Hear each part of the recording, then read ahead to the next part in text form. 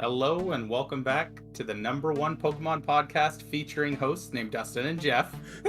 I thought you'd like that, Jeff. Very specific. Very Speaking, specific.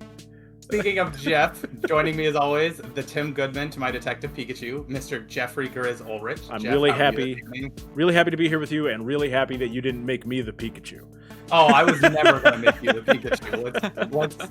Let's be real here. And that's not like I think I'm Pikachu. It's just I know that I like Pikachu more than you. Yeah. So, figured, real quick. And then also, Jeff, while I have you, what's a quick update from you from Pokemon Snap, since we're right in the midst of that game? Yeah, I mean, I've played a few more hours of it. It is a little repetitive, because it is a lot of taking pictures of Pokemon. But each new run, I do find something new that I didn't catch the first time, or I get them to do something new. So I'm still having a lot of fun with it, and I think I might be getting close to the end of the game.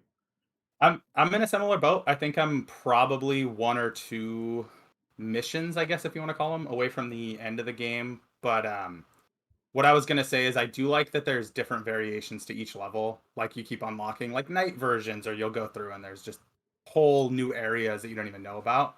I think it's cool. Keeps it a little bit more fresh. But yeah, I'm still loving it. Haven't finished it yet, but we'll come back later once we finish the game and talk a little bit more about that. Sounds good to me. All right. And as you may have noticed, we do have a very special guest today, co-host of Cantina Conversations, number one Poke fan, and one of the funniest people I know, Jackson Wells. Jackson, how are you today? I'm doing great. It's my pleasure to be here. I appreciate the opportunity, as well as a lot of learning is going to happen today, and I'm excited for that process to begin. So we do have these questions we typically ask, but you're a little bit of a different kind of guest, as you're not necessarily the biggest Pokemon fan. So what is your history with Pokemon whatsoever? Yeah, so let me think if there is anything to say. It never hit me, just like growing up. I don't really think a generation thing matters, because Pokemon's kind of been a pretty consistent thing for years now. Um, the most amount of Pokemon I've played is I played like 5 hours of a borrowed copy of Let's Go Eevee a couple years ago. I got to ride a like big like rock snake, which was cool. Rock And Snake. yeah, and I saw this movie in theaters, so I guess that's about the second closest to kind of my Pokemon. And my next greatest Pokemon connection is watching Jeff stream. That's a good way to kind of learn some of the Pokemon as well too, just by getting to see Jeff catch whatever Pokemon's catching on the Nuzlocke run. On the Nuzlocke. Mm-hmm. So we'll probably just skip the questions we typically ask guests. We usually ask what your favorite Pokemon generation is, and film and things like that. It doesn't really I like the sheep Pokemon. I like the sheep Pokemon. The sheep Pokemon. Okay, Yeah. Gotcha. There's a few. Also, there's Pokemon in Smash, and I played a lot of Smash. And I'm trying to think of a name of a Pokemon from Smash that wasn't in the cat. Incineroar. Incineroar. Yeah. Oh yeah. Yeah, I'm making myself sound really dumb, but I promise. No, but there's a reason that we brought Jackson on today. Beyond, we like Jackson. Mm-hmm. When we get to our main topic, we thought it'd be really fun to have someone on who is not just a complete diehard Poke fan to talk about what we're talking about today.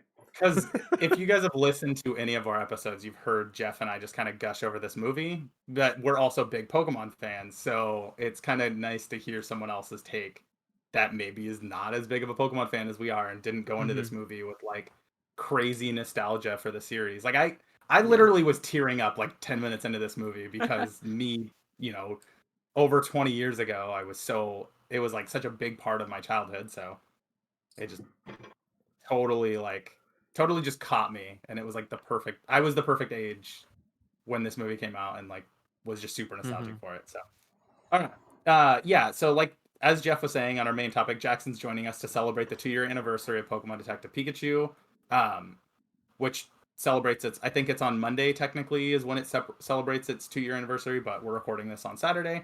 But before we get into our main topic, let's we'll quickly go into the news real fast.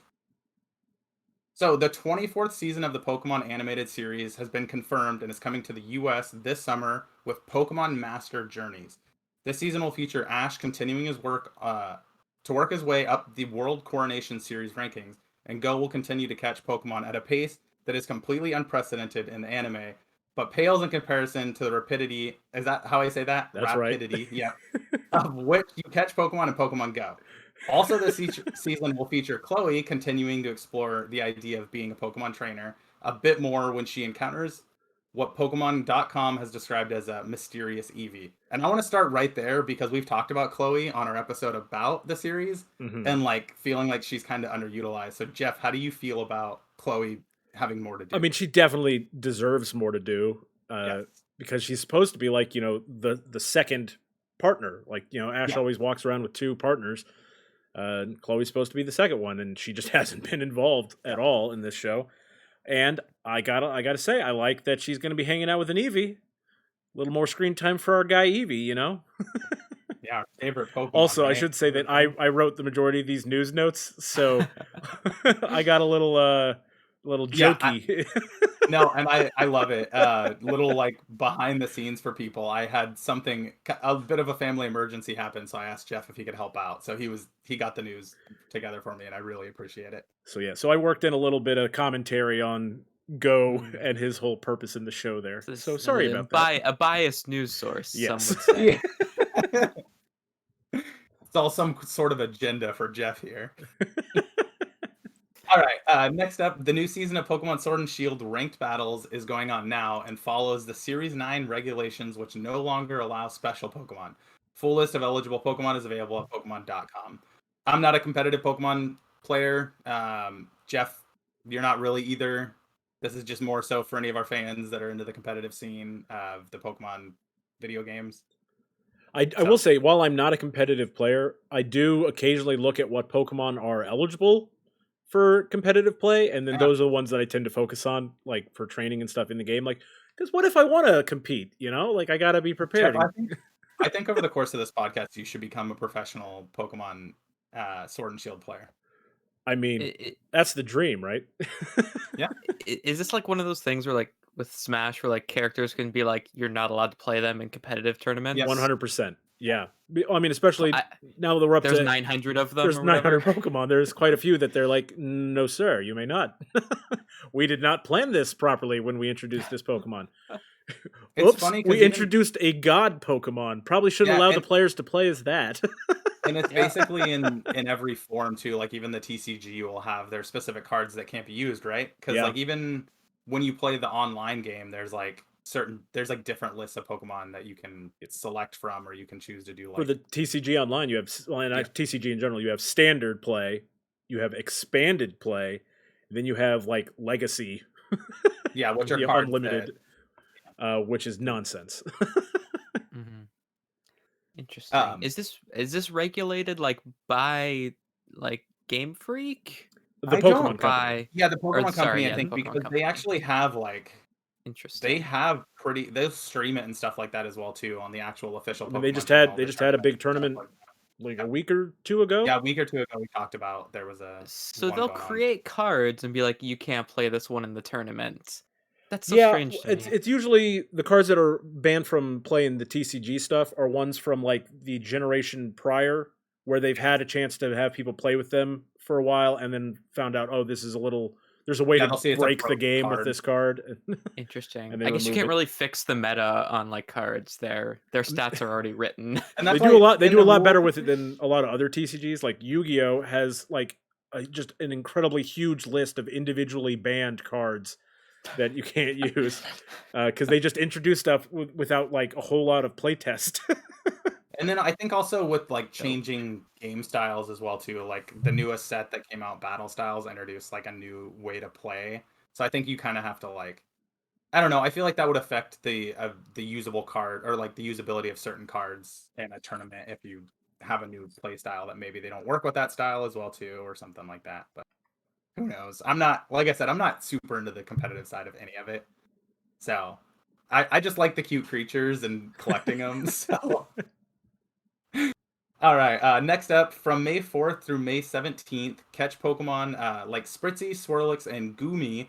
The Luminous Legends X event that introduces the Rainy Lure, which attracts water, bug, and electric Pokemon. This event also the debut of Xerneas and Pokemon Go. So yeah, these are all Pokemon Go. That's all in Pokemon Go. Did notice quite a bit of Swirlixes recently when I was walking around, and I honestly forgot that Pokemon's name until I caught one the other day. I There's went out 900 walking. Pokemon. I went out walking last night, and walked like 6 miles, and which is a big thing for me, getting out of the house and doing that much walking. But I caught a buttload of Swirlix and Spritzee, and like Got 2 one Spritzee Goomies. today. I walked around all that time looking for Goomies, and I got 2 Goomies the whole night. Huge disappointment there. I don't even think I've caught one, Jeff. So you're 2 ahead of me. But I did get a Xerneas. I did do a raid and got a Xerneas. Oh, nice. So I saw that raid. One of those raids popped up the other day, but I don't have friends, so I don't do raids. don't have friends on Pokemon Go, of course. I mean, I have friends in Pokemon Go, but I'm also just too lazy to like. So you've had friends Try to on reach the out. stream with us, Dustin. true. So That's true. I guess I just got caught in a fib. All right, Pokemon Masters X also now feature EX. Sorry, EX. not X. Mhm. Also now features the 2-part weather alert event. Earn weather survey tickets for this event. Battle Azelf in the legendary arena, and get some returning sync pairs. Also, you can confront Getsis and Getsis. Kyra. Remember Getsis? N's dad from Black and White? Yes, I totally do. And Kyurem going on now until May 19th. I need to replay through Black and White because I remember really liking that game, but it's been so long since I played it. Yeah, I remember N. I liked N. I liked the Black story. and White. And then when I started playing Black and White 2, Black and White 2 was a huge slog for me. I had so much trouble Really? getting through that. I liked it too, but it's kind of weird. It's weird that it's like a direct sequel. I'm kind of loving having Jackson here, and we're especially like talking about like really, not important stuff like Getsis and and because like this is like how whenever Jackson's talking about something that's cool for young people these days, and it just like completely anytime goes there's over my something head. dying in a hip Yeah, and the 2 it's- 30-year-olds here. It's not a negative thing. I'm just like, wow, that's the Getsis. That's crazy. And Kyurem, yeah. Ooh, Yeah. It's a name. that sounds yeah. like a big battle. Oh yeah. I understand the principle of that being a big deal. I could tell by Alright. your tone that was important. Yes. Next up, Nintendo has announced their quarterly financial. Nintendo announced in their quarterly financial release that as of March 31st, Pokemon Let's Go Pikachu and Eevee have now reached 13.28 million units sold, and Sword and Shield have hit 21.1 million units sold, which moves it to the 8th all-time for the the 8th highest all-time in the franchise, which is pretty huge. Like those Nintendo, Mhm. we can even just talk about those Nintendo Switch numbers as a whole that came out recently, but man, Yeah.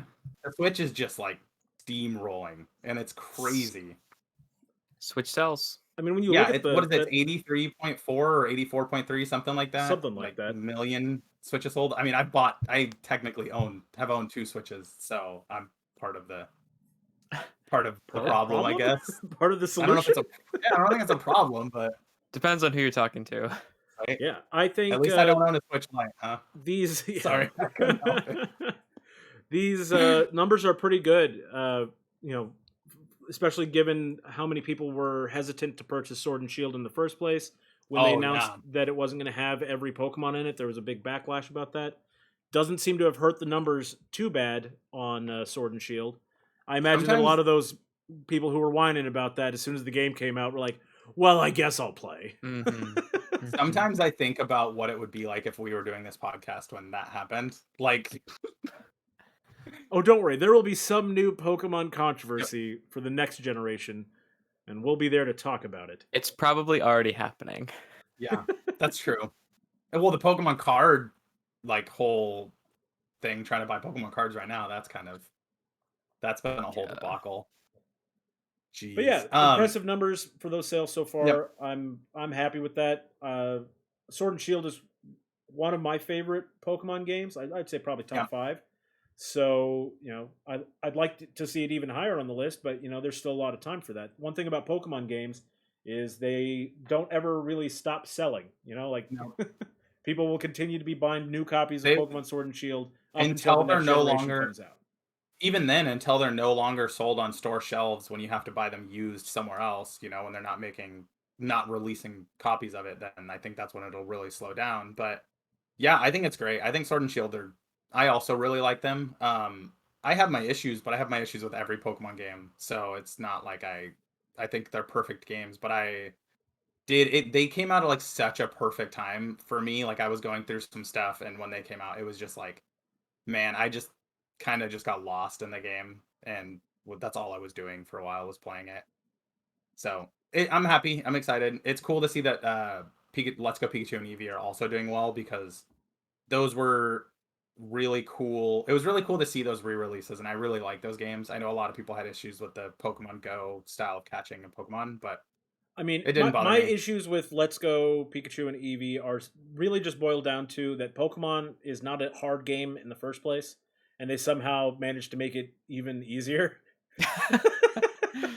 And I was like, okay, we really didn't need to dumb this down any further. It's not like kids were struggling with the concept of throw the ball at the Pokemon before, but now it's like throw 1,000 balls at the Pokemon. But then you get the waggle too, and the waggle is fun. That's true. Kids love a good waggle. It also got me to buy that $50 Pokeball thing that came with Mew. I forgot about that. Yeah, I bought that too. It's funny. I it's used funny it more 'cause I with never Pokemon Go used than I did with Let's Go. I kind of just wanted to have it, so I ended up getting it. I wanted Mew, but yeah, cool numbers, impressive. Glad to see Pokemon still, selling a lot. I mean, it's not like they're ever going to stop selling a lot. So this last one I added in as well. This one's not so much of a news story as more of just like a little bit of an update on a sequel to Detective Pikachu, since we're doing our review. Speaking to Inverse about his career, Detective Pikachu star Justice Smith, who plays Tim Goodman,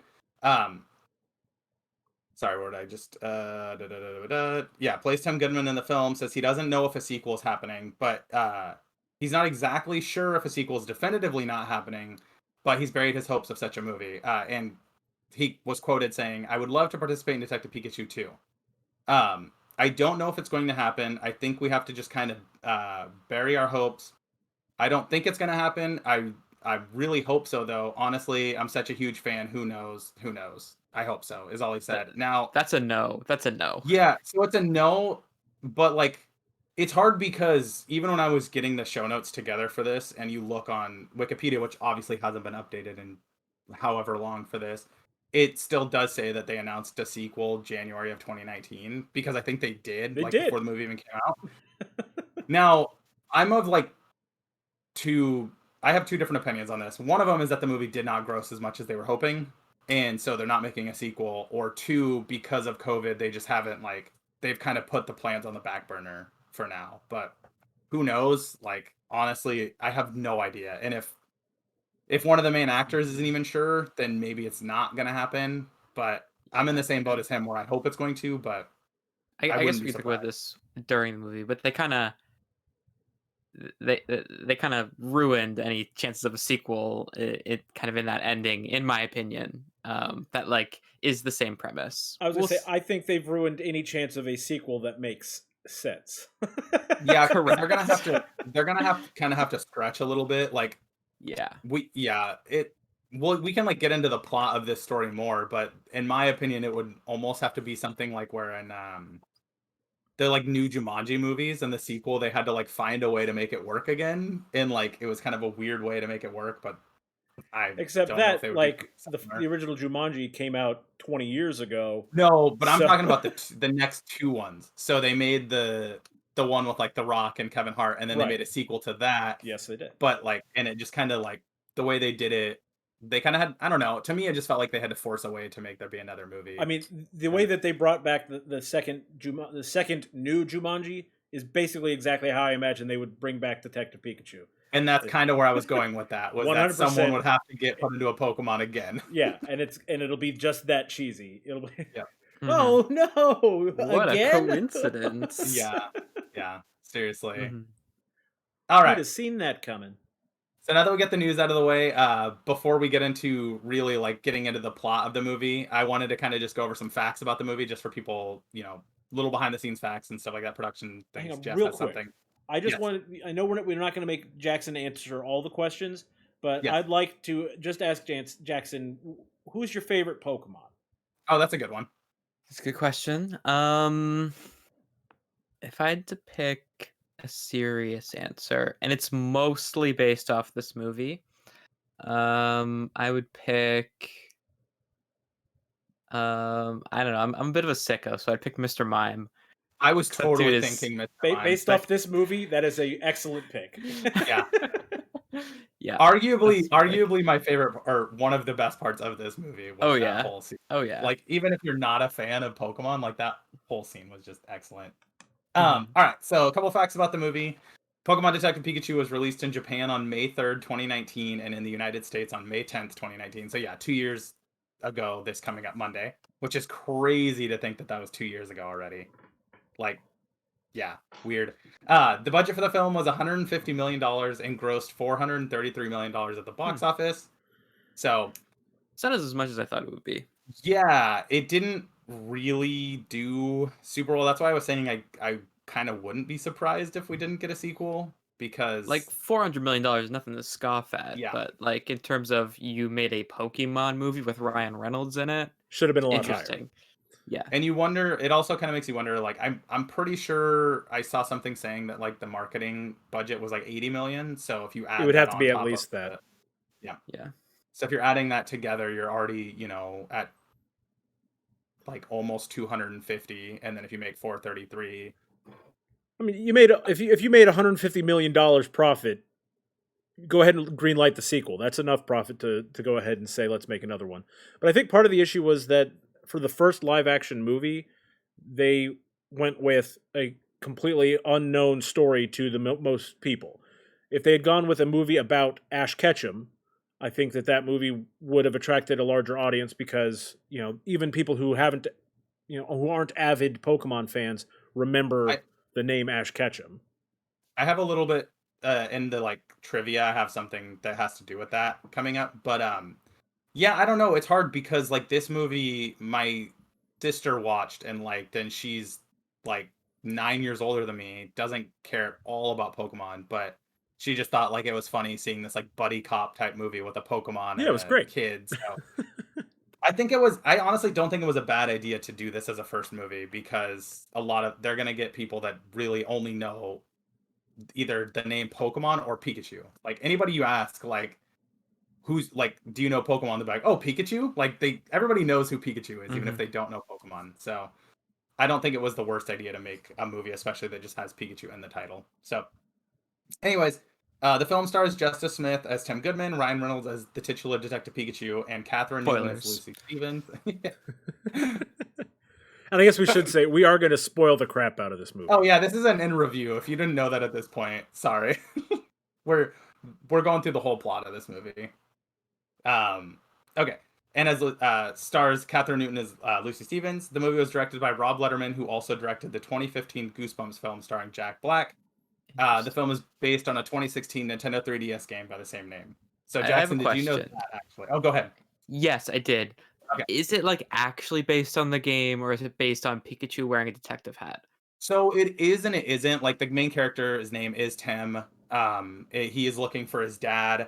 But from what I've heard, spoilers for the game that came out in 2016. I've never played it, but that the game ends on a cliffhanger. Interesting. So like they made the ending of this movie make more sense in terms of a movie, because there's supposed to be a Detective Pikachu 2. So there is actual story basis. I just assumed it was like a property thing, but that's yeah, and I'm pretty interesting. sure it has to do, like, the main plot points are Tim Goodman looking for his dad and Mewtwo and Pikachu. Yeah. Like, those are all involved in that. Like, I didn't know that, so It's when more the than first I thought. yeah, when the first trailer came out for this movie and they showed Mewtwo, I thought it was like, whoa, like they spoiled that in the trailer. Like, that's crazy. And then you find out later that that's a big part of the It's game like as the well, entire too. movie. Yeah, and it's the entire movie too. Like, Mewtwo's literally the first Pokemon that shows up in this movie. YouTube, Which kind is- of like a lot like Doomsday in 2016's Batman v Superman IMO. Okay. Spoiler Yeah. trailer could not recover. So funny. But that's a good point. That Yeah. because that would have been a huge reveal. Like I mean, I was still pretty happy when he first appears on the screen. But you're absolutely right, Jackson. If I didn't know that he was going to be such a big part of the movie going in, that would have been earth shattering. Instead, it's like, oh Yeah. hey, wow, they're starting off with Mewtwo already, crazy. And we just get something out of the way now, though, while we're just talking about Mewtwo, and like how jarring was it when they made his mouth move? I hated it. It like just disturbed me. I don't know why. It looked weird.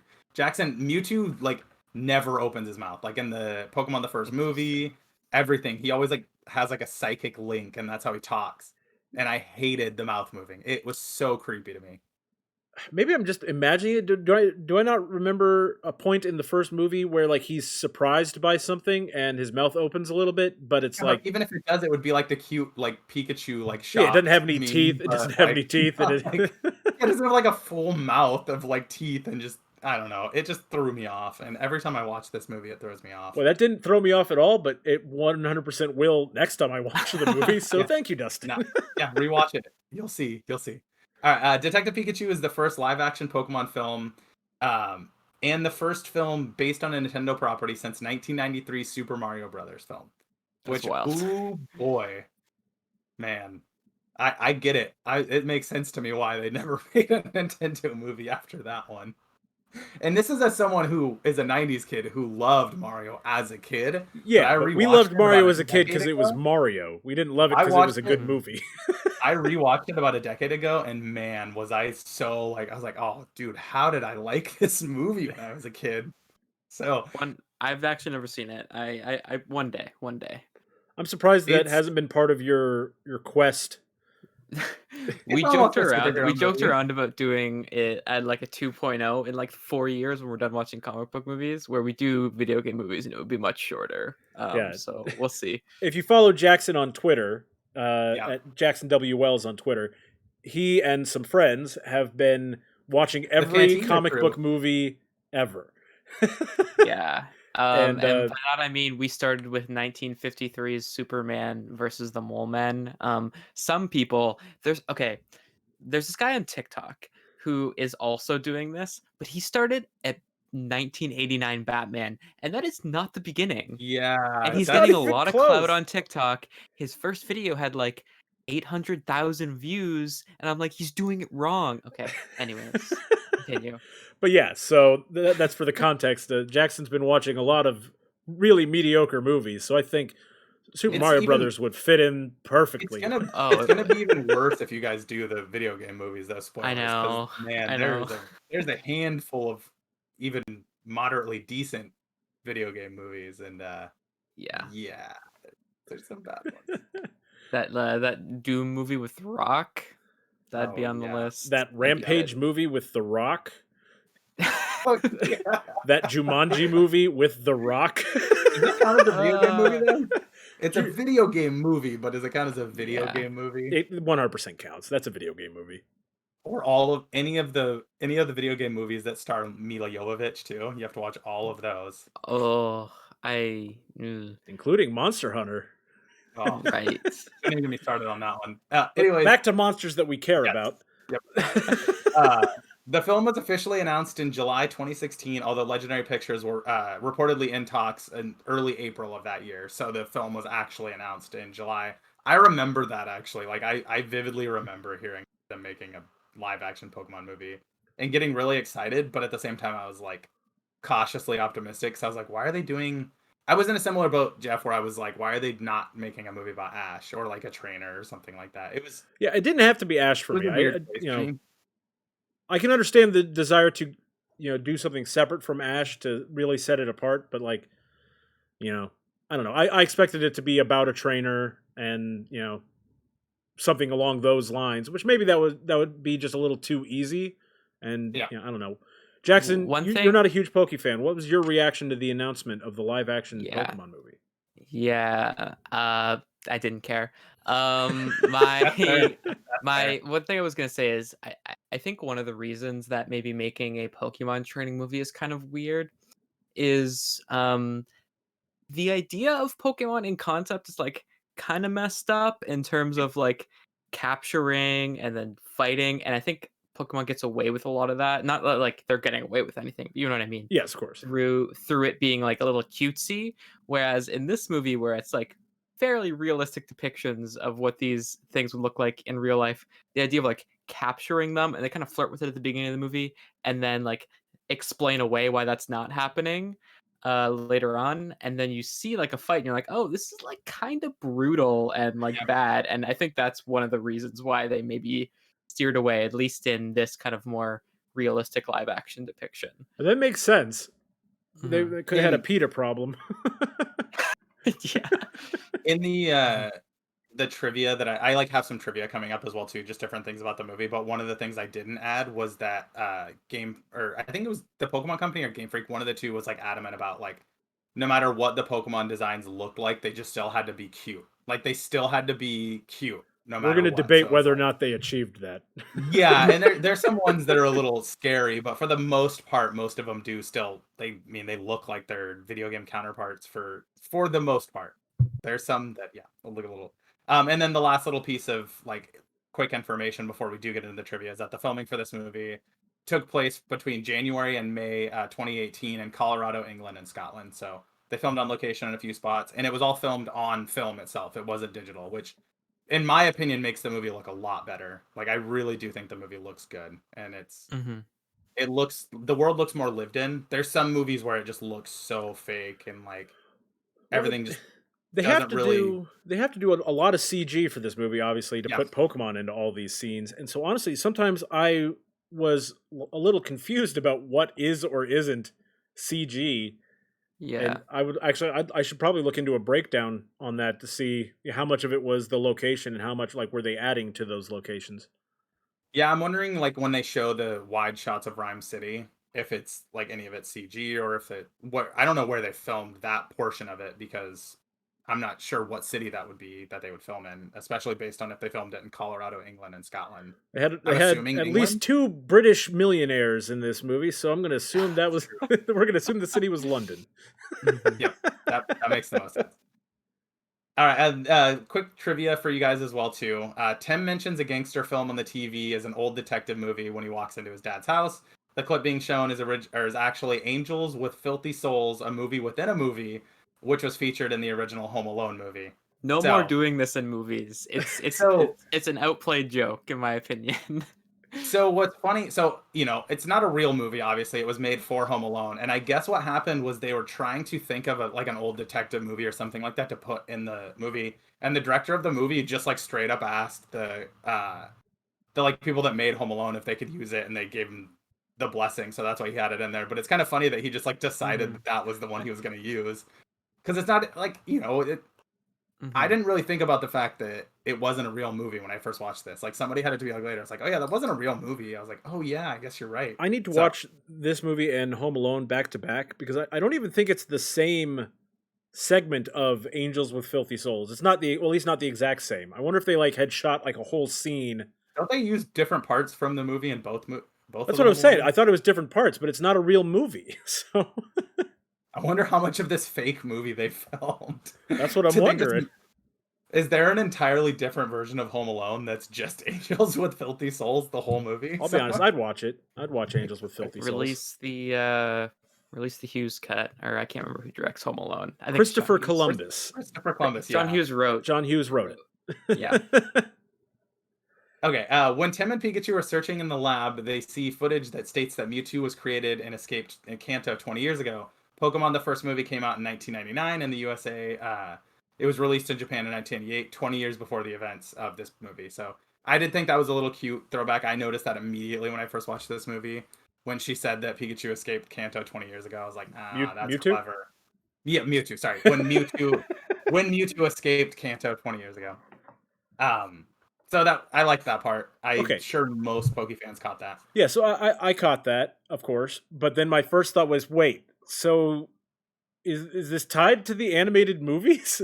So I'm of two minds, Jeff, because that was my thought too. Or are they just referring to like whichever Mewtwo would have been in the cave that Red/Blue, whichever game you're playing, would have seen? Or is it the movie version they're talking Yeah, about. there's so many options here. Yeah, There's Perhaps. at so many least huge at least 2 options. Perhaps it's just a fun nod as well.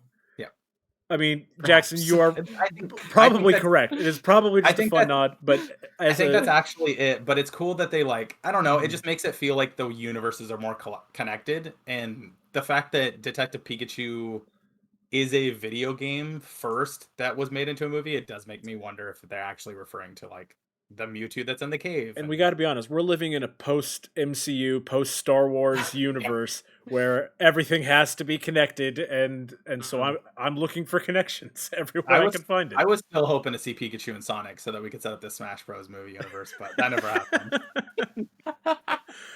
that would go about as well as the Mortal Kombat movie.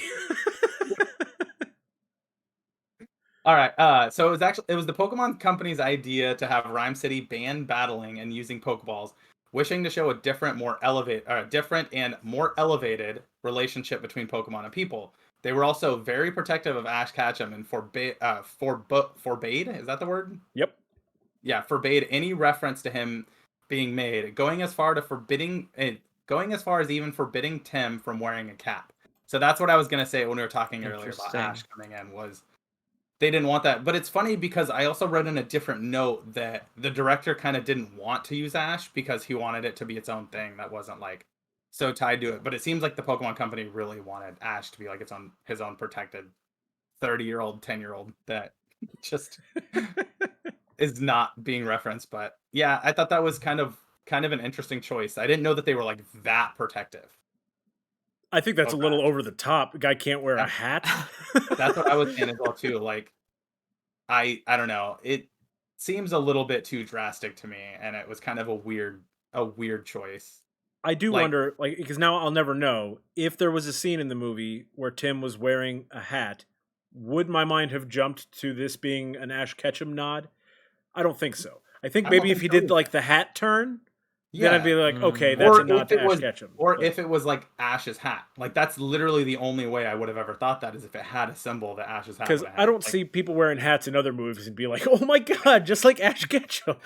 Yeah. The signature hat look of Ash Ketchum. That Ash Ketchum created. Yeah. Ash is literally the only person that could ever wear a hat. Yeah, I don't know. I thought it was kind of silly, but it felt like it was kind of an important thing to bring up, because just if anybody ever wondered why there was no reference to Ash or anything like that, that's why. Or why Tim couldn't wear a hat in this movie for any reason. That's what I was wondering. Would have been even better if there was a scene in which someone offers him a hat and he's like, no. It's kind of like it's like the scene in the first Iron Man where Terrence Howard like looks at the suit and he goes, next time, but it's Tim with a hat. Yes. Yeah. And he like turns it halfway and then stops. Yeah. That would be their Avengers and then it cuts the credits moment. Yes. All right. Bill Nighy. I never know how to pronounce his name. I've seen him in a million movies. He's the guy who played Howard Clifford in the film. Had little knowledge of the Pokemon franchise and was only familiar with the trading card game and Pokemon Go. By the end of production, he quickly became a fan and bought as many Pokemon guides as possible to gain more knowledge on the franchise, which is really hilarious to me. Okay. That's probably like that also sounds like the kind of anecdote that you tell on the Tonight Show that is not even remotely true. Could be. And now I love Pokemon, which you too can buy at Target for $18.95.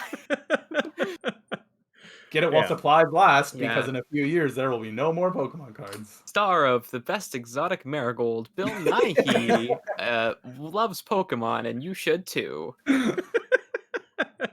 They like play the ad in like Pokemon Center in London. Yes.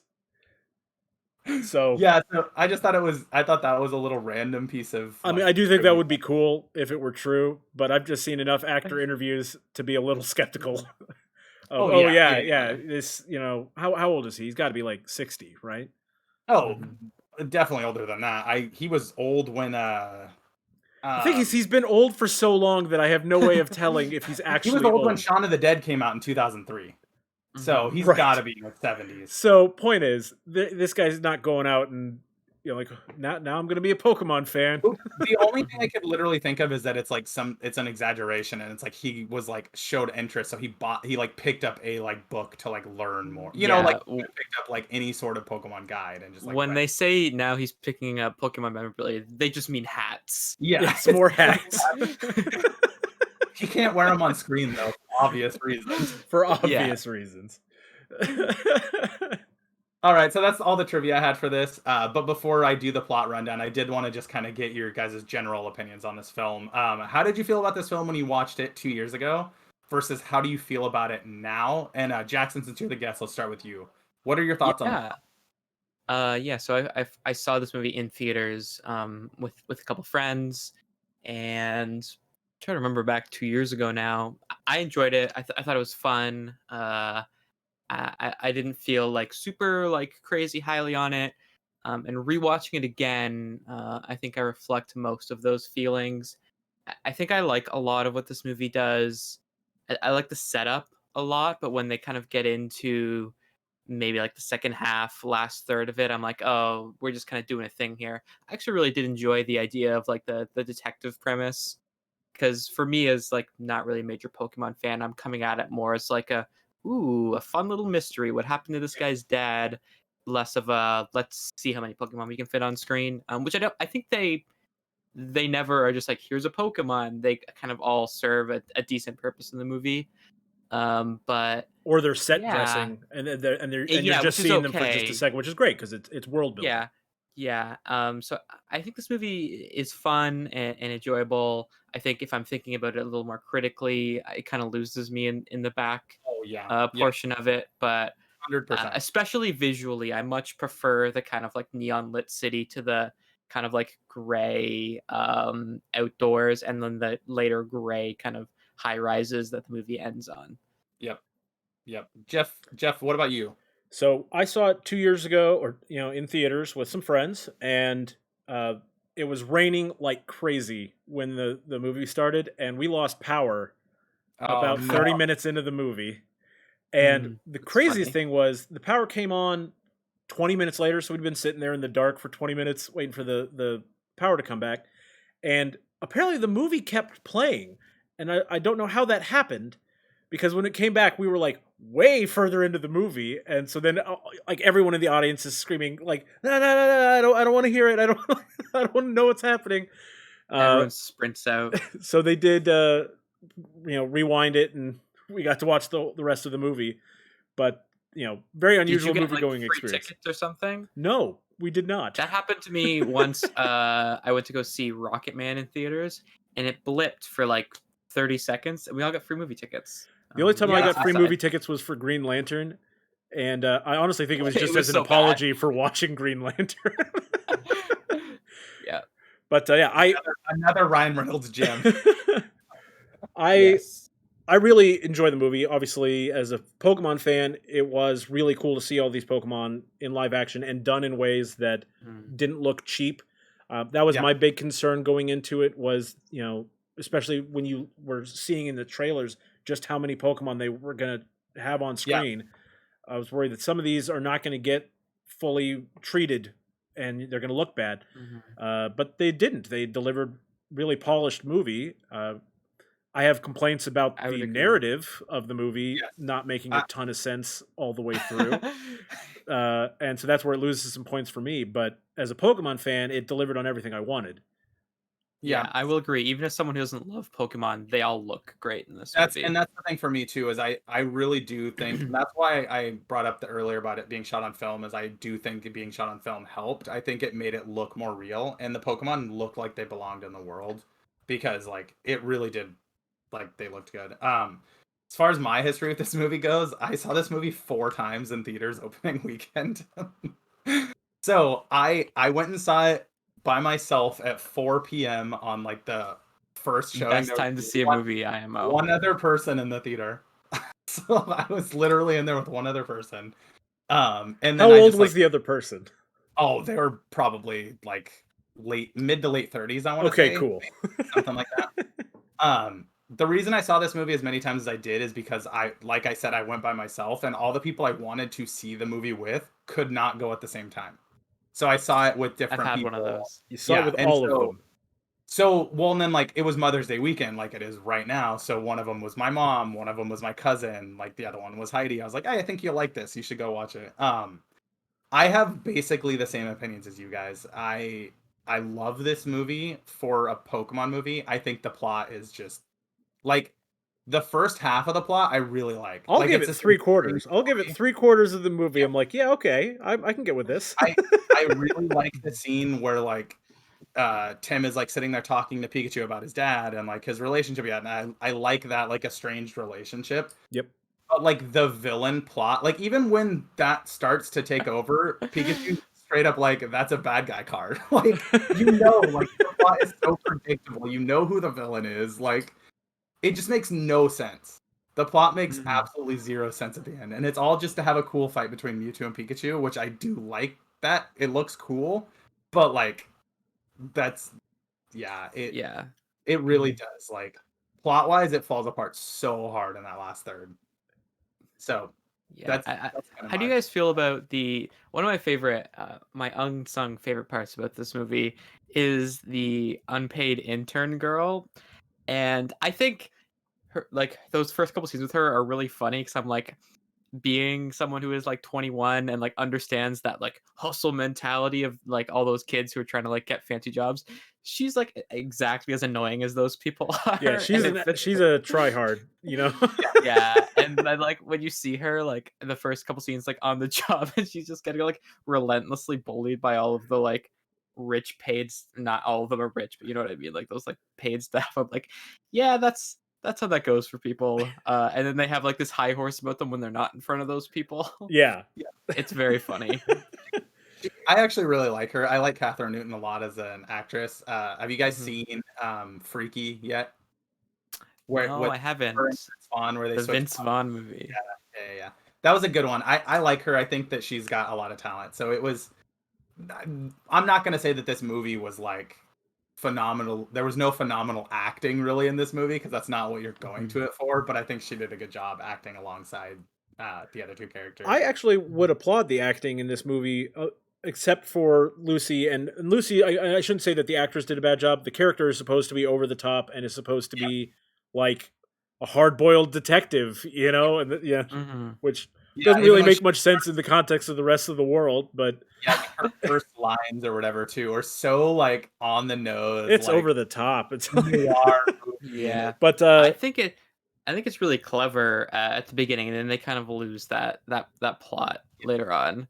I think that no, the I other agree. actors, Ken Watanabe and Justice Smith, they are delivering fairly understated performances. Like they're in a Pokemon movie, which would lend itself to being Yeah. crazy, but they are very like this is our normal lives. We are normal people So throughout so this movie. the actor I cannot remember his name right now, so you have to forgive me. But the guy who plays Roger Howard, the son of the guy who Yeah. owns the company, he's in a show called You're the Worst that was on FX, and I saw this movie first, watched the entire like 8 seasons of that show, and then rewatched this movie again. And like when he yells at her for like the coffee, it's literally he's like the same character he was in.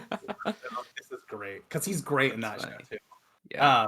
He was also in like a season of Modern Family. We just finished that, and Yeah, he was I was gonna say that's where I knew him from was from Modern Family, and then seeing him in this, I was like, oh, okay, not really yeah, the same character. basically the same show as You're the Worst, which is a show I recommend everybody watch. But yeah, that's so general thoughts. I'm in a similar boat. I love this movie so much. Asterisk as like on a critical eye, I know that there's a lot of issues with this movie. Like I know that the plot it's utter nonsense at the end. Like it I really mean, just goes it makes sense in a just accept it sort of way. You know? Yeah. it goes so like left field. Like I don't know. It's such a weird thing that like they introduced this whole thing that I don't even think was a thing in the video games. I don't know. Yeah. With the gas, oh man, when all the Pokemon and people blend together, I that's one of those ones where I was laughing out of like what the is going on. Yeah. That's Yeah. that's really where, like, for me, again, that last like little bit, because I even like I think I really like everything up to where, like, I would say for me where it really starts to, like, I'm like, okay, the plot for this is kind of weird, is basically right where after the Bulbasaur part, because I like When the yeah. because I like the, like, them going into the facility and like checking it out, and like there's this plot, but I feel like the plot, like the evil plot, kind of doesn't really I have a think things kind of accelerate way yeah too quickly after that point. yeah Mhm. it Like, feels rough I think from there. they got through that scene. They're like, oh wow, no, we're supposed to have a much shorter runtime. They're like, we're Let's wrap this yeah. up, guys. This is such like a weird connection to make, but to me it kind of reminds me of the Lost World Jurassic Park movie, where like the very end of it, they're like, oh right, we had to have this whole section in San Diego. Let's like throw this in there real fast, and it is not going to be good, but we're just going to tack it on to the end of this movie. So, Mhm. Well, we all should right, probably get into the plot.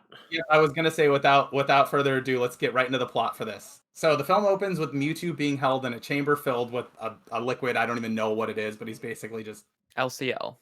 it's this part, Jackson, you haven't seen Pokemon the first movie, have you? So this is literally a callback to that. Like he's basically wakes up inside of a chamber as well too. And they even have like the little bubbles. Jeff, did you notice that too? Yep. Yeah, I thought that was cool.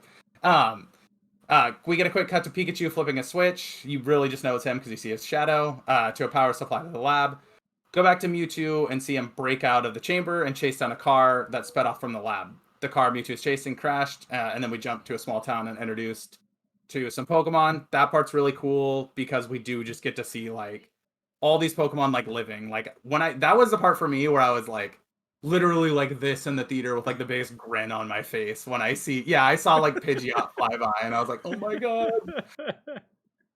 So we're introduced to a bunch of Pokemon in the lead of our film, Tim Goodman, a 21-year-old insurance adjuster who gave up on his dream of becoming a Pokemon trainer following the death of his mother. And Ooh. yeah, Hitting a little close to home for me.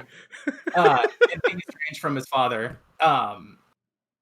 So Tim and his friend Jack are trying to catch a Pokemon for Jack. I should say, for those who don't know, I'm an insurance adjuster who, of course, as a kid, wanted to be a Pokemon master. So. This movie's about Jeff. Continue. There's something so funny to me about like, oh man, he's 21 years old and he's given up in his dreams. He's got no time left. Oh god, I know. Like I was serious, like you could still be a Pokemon trainer, I'm pretty sure, at 21 years old. Like I don't think you exclusively have to be a 10-year-old kid, but But if you're going to be a master, you have to start early. Just like oh, it's true. all the want best to be a athletes master of started training Pokemon. when they were 6. Yeah. Mhm. This is like basically the same rules apply to the Olympics as Pokemon. Yep. There was a couple times this movie where I had to remind myself these people are like I'm 21. These people are the same age as I am in this movie, and that's very interesting sometimes. Have you given up your dream to be a Pokemon master, Jackson, as well? Yes, I have as well. Actually, I given up my dream of being insurance adjuster. I think I'm gonna start Pokemon training. Dude, Pokemon training is easier. Yeah. So they think they're trying to catch a Pokemon or Tim thinks they're trying to catch a Pokemon for Jack, but you find out quickly that Jack actually tricked Tim to go out there to try to catch a Cubone.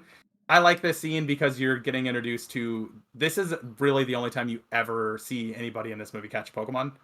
And I don't think, in my opinion, I think they had to have this scene because Pokemon catching is such a big part of like the whole universe and world. So I It's the think it is slogan. yeah, exactly. Gotta catch them all. So not having someone at least catch or try to catch a Pokemon, I think to me would have been like, it would have been weird. So I like that they added this in there. Cubone's adorable. There's a cute line in there about like wearing the skull of a dead relative, which I thought was Cute pretty. line. But it's a little callback to, I think it's like the Pokedex entry in one of the early Pokemon In games. Red and Blue. I do know that about Pokemon is that Cubone's got the skull of his dead mother on it, which It is really dark when you think about it, but like I thought it was funny that they like. Well, brought and it up. it's something that's always required a little more explanation for me. Like, so it's born. What does it look like when it's born? The mother's not dead immediately, unless all Cubone mothers die in childbirth. But they lay eggs. I don't So- know because there's Also in yeah, that too. In Pokemon Let's Go Pikachu and Eevee, right? They have an entire cutscene where like don't they? Where like Cubone sees Marowak's ghost in the Yeah, tower. Marowak's ghost in the tower. That's where I got in the game, and then I stopped playing. Not because of that, but just coincidentally. Jackson's like, I'm done. Yeah, This ooh. is too scary for me. Yeah, the ghost house. Tim tries to catch Cubone, fails, and then they head back into town. When they get back to service, Tim is contacted by the police of the Rhyme City Police Department. Basically, you don't really know what happened, but it jumps to a scene where it shows him like reading a newspaper. Cop was killed in a fiery crash. So I wanted to shout out two things. First of all, Jack. I don't remember the name of the actor, but obviously he was Dopinder from Deadpool, which was also with Ryan Reynolds. I love his energy in this. And I also wanted to shout out Tim's throw. When he throws the Pokeball, he leads the Cubone. Like the Cubone's running away, and he managed to throw it so he was like he'd catch it in stride. That's a great throw. You can't discount that. Maybe he's got a career in like football or something. Yeah. I would watch an entire movie that was just about Jack as a Pokemon trainer, though. I mean, like, sign me up. I'm all about it. Was Jack wearing a hat? I feel like he was. Jack was wearing a hat because trainers wear hats. And Interesting. he's obviously Ash. Yes. So yeah, Tim finds out that he gets a call from the police department of Rhyme City, a city where humans and Pokemons live together in harmony and Pokemon battles are illegal.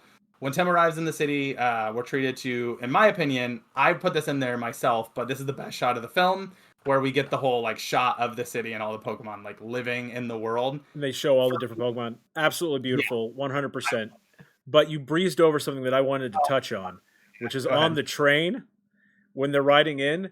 Like this is like this was the moment I'm like, I'm not sure I'm gonna like seeing all of these Pokemon in live action. When Lickitung walks up to him and just tongue flops out, I'm like, oh, okay, yeah, this is how that would be. This is gross. It's jarring. It is jarring. Like Is Rhyme City a sanctuary city for Pokemon? It might be. I mean, it's certainly no catching, no battling. That makes sense to me.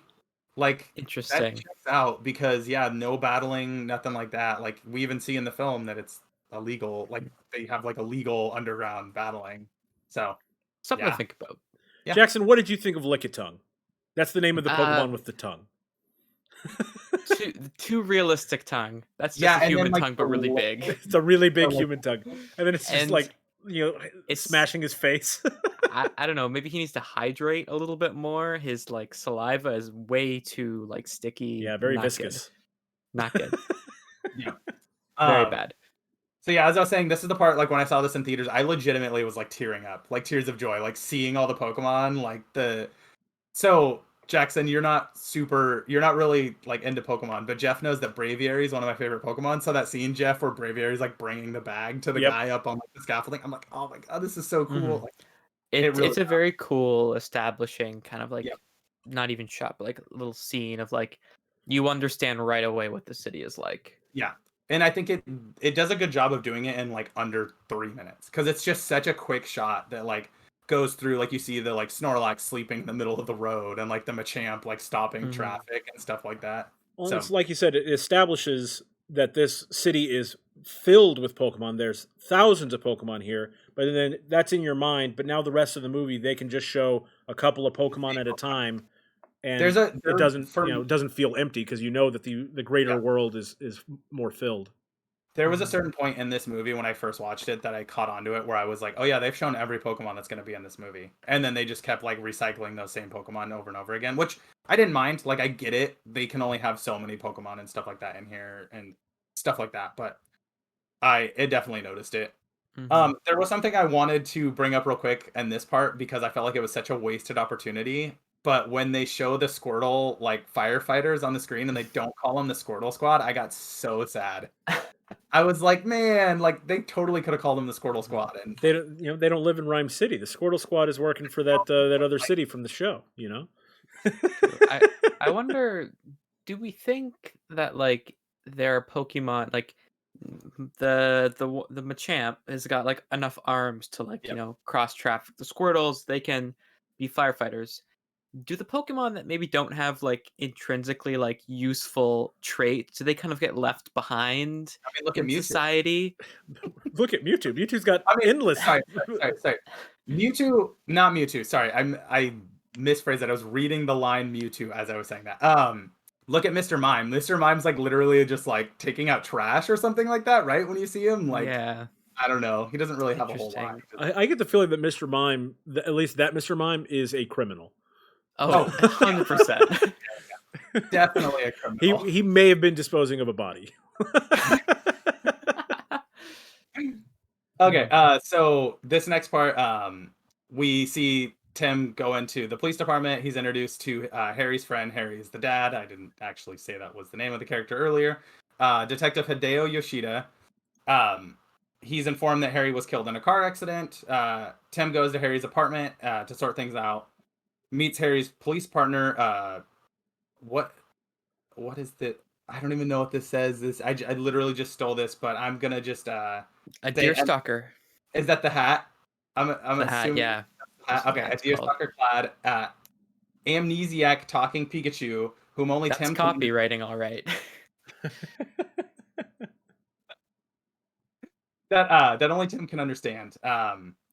All others simply just hear him say Pika Pika. Tim accidentally releases a mysterious purple gas R, which we're like positive that's a callback to Team Rocket, right? Like, is that why they called it R? Well, I mean, so I assumed that it was going to be that, but because then it's literally just a giant R is like the Team Rocket logo. yeah, but then So- it didn't have anything to do with Team Rocket. Exactly, and that was the whole thing for me. This is where, for me, when we were talking earlier about how it felt like the plot was rushed at the end, is like, did they have a plan where it was going to be Team Rocket involved in some way, and they're just like, oh, we just got to wrap this up, you guys. So I think Release that the Letterman cut. So, the 6-hour cut on HBO Max. I think that And white 4.3. they deliberately put an R on it so that the hardcore fans would jump to the idea that mean- it's Team Rocket, and so it was a way of subverting your expectations. I get it, I guess. Like, it's to kind of throw you off, but again, this plot's pretty predictable. So, so Tim can understand the Pikachu. Everybody else shares Pika Pika. They release the purple gas with the R on it that they find in Harry's office, and then they're attacked by a party of Apom who become rabid under the gas's influence. This is the second time I am disturbed by the realism of Yeah, the Pokemon. Apom looks a little Yeah. creepy until it's like not yelling. Like when it's just like being cute, it like is like okay. This That it was is a like little super cute, but then Yeah. angry Good Apom. physical comedy in this scene. He loses his pants, which is funny. Yeah. Yeah, and then he like when he falls down. And also the writing in this scene, like I know it's just Ryan Reynolds being Ryan Reynolds for all of this, but like Pikachu screaming out, a man is dying. I love that part. Yeah. And then he goes to grab a knife, Yeah. He's like, Yeah, like doesn't I got a throw knife. it. Oh, never mind. That's a bad idea. And there's just like even this. Oh, and scene after they this- appear to be attracted to your increasing nudeness. Yeah. And then the scene like right after this when they get down there and he's like, it's the stuff I shoved up my nose or whatever, and he's like, oh yeah, like I wouldn't say that. Yeah, I will say, and this is a confession here, I am not 100% a fan of Ryan Reynolds' comedic stylings. I don't care much for his Deadpool work, which is basically what he does nowadays. But I think it works within the context of this movie really well. I think I agree with you, and I think the reason why is because he's a lot more constrained, and like it is, since it is a PG, like there's more of a plot that like has to do with this overarching like heartfelt story. Is where Deadpool, it's like throw everything out there and like just throw joke after joke after And also, joke. I do love Deadpool, but I can see that like the jokes in this movie are like actually funny, whereas a lot of the jokes in Deadpool are saying an inappropriate word, say insult someone, Fart joke. fart joke, like all that stuff, which can be humorous in its Penis. own way, but like this was legitimately funny comments versus like kind of forced humor. And for me too, even when I watch Deadpool, I just like the whole time I'm watching it, I'm just like, oh, that's Ryan Reynolds. You know, like in this one, I know it's his voice, but I think that like I don't know, there's something about this movie where I just like it just works for the character. Like I'm not like thrown off by the fact that it's Ryan Reynolds' voice the whole Also, time. I love that Jackson was like, Ryan Reynolds, he's just doing his Deadpool thing, but Yeah. he's actually just doing his Van Wilder thing. That's also true. He's been doing his Van Wilder things since his career started. That's Always fair. been- I will concede that. Yes. So okay. So they escape. Pikachu explains that after losing his memory following the crash, he believes that Harry had survived the crash, and that the police never found the body. They meet an informant of Harry's, Mr. Mime. I think so. The notes I think here skip an entire section Yes. of this part because they go see Lucy first, right? Correct. They go to see. Yeah. They go to Harry's house, and Lucy finds them when they go to open the mailbox. Yes, and that's Yeah. so that's actually before he even meets Pikachu. Sorry, I should go back. We're introduced to Catherine Newton's character before we even meet Detective Pikachu in the movie. And she's basically like she works for the newspaper, but she mentions how she does like listicles and she's like Yeah. top 10 cutest Pokemon. Spoilers, they're all cute. So and good. and I believe Tim goes like, "Oh yeah, my grandma loves those." Yes. Yeah, And I she think does a this Psyduck is. too, which is pretty good. I think this movie is at its best when it's like almost a parody of like film noir. Yeah. And this is that at its Yeah. best. Yep. Mhm. So like going back to that as well too, where they go to that they go in, there's some pretty good lines in there as well too, where like he's like Pikachu, Ryan Reynolds Pikachu, whatever you want to say, Detective Pikachu's like talking to her and he's like she like goes up and like scratches him and it's just like I love that part too. And like there's Mhm. also the little sweet mother of Arceus, which Arceus is their version of God. So I really like that as well too. Like I also I wanted like to shout out the way they introduced Psyduck. Like he's like Yes. standing all across the street, and he's like got his head poked out, and then he's super obvious. He like kind of panics. I honestly think that Yeah. this is Psyduck is one of the cutest Pokemon in this movie. Absolutely Mhm. adorable. I just want to give him an aspirin, you know? Yep. Yeah. I think it's great in this. I also like a lot of like the notes that I have here. They kind of breeze through it, but there's the next morning scene where they're in the apartment, and there's a lot of really good jokes there. Like where he walks out, and it's just like the apartment's thrashed, and he's like stepping on He's- things. He's like, please just keep stepping on that. It's only my life's work. He's doing the "It's Always Sunny" bit where he's Yeah. the Pepe Silvio. And then like he's like spills the coffee or whatever, or like moves the coffee, and he's like, I was gonna drink that. Like all these different little things that are just so good. Like I love the little comedic lines in there, and I think that's where it really works is all the comedy between the two characters. Mhm. Because I think it also has the idea that it's like a CGI Detective Pikachu where like Yep. you can't really like ad lib and like do a scene again with different takes. I think it's a lot of like that like Ryle Reynolds kind of like you can tell he's like writing punch up on the dialogue for this for like Mhm. himself, but he's actually writing it, which Yes. like puts a little thought and consideration into it, which I think makes it a strong performance. And I think these characters do have good chemistry together. Like I'm gonna be honest, when I first watched, even like upon reviewing, Justice Smith's character to me is like a little boring up until we get introduced to Detective Pikachu, and I think that's where he starts to shine more. Is like the relationship between the two. Like I feel like his character really like just grows more because it's I don't even think it's the actor himself. I think it's just like the way the character's written to be like this sad, super sad character at the beginning, and then like once he's introduced to Detective Pikachu, I think it really just adds a lot to it. But yeah, so they meet with Lucy, they find out about an informant Pokemon. The informant Pokemon is Mr. Mime, who directs him to a legal Pokemon battle arena called Roundhouse. But we got to talk about the Mr. Mime part because this is arguably one of the best parts of the movie.